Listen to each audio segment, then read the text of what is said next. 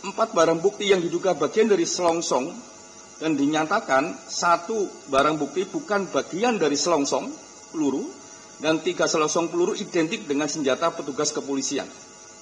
Jadi dari apa yang kami temukan di lapangan, 2 identik dengan senjata rakitan yang diduga miliknya FPI, gagang coklat dan gagang putih. Yang 3 selongsong identik dengan miliknya petugas kepolisian. Terdapat konteks, nah ini yang juga penting, salah satu temuannya Komnas HAM ini penting, terdapat konteks kesempatan untuk menjauh oleh mobil FPI dari petugas, namun malah mengambil tindakan menunggu mobil petugas.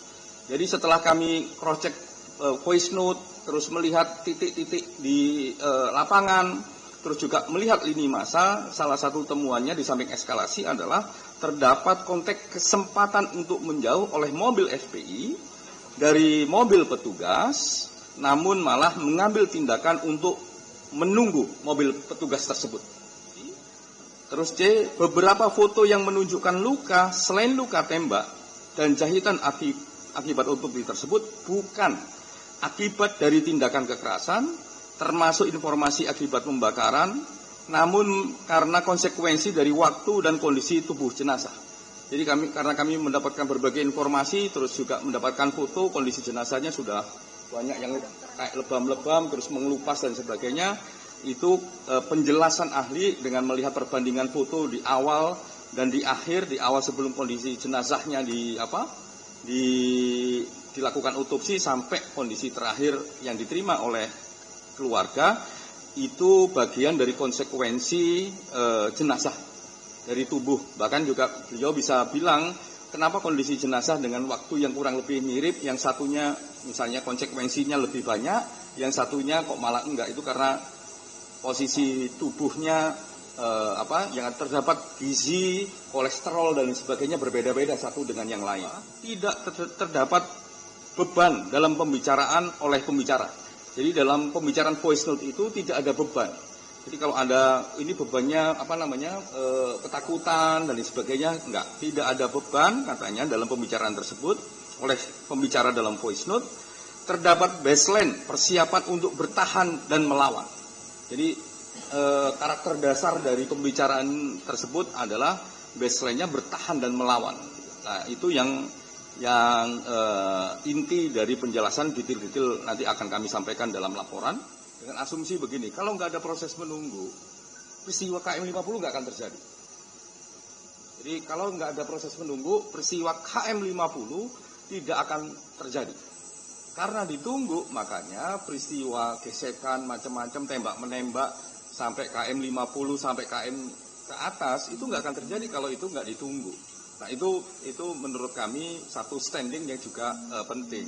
Tapi kalau tadi dibaca diulang-ulang, sebenarnya ada juga yang lain diulang-ulang, enggak. Tapi ini penjelasannya begitu.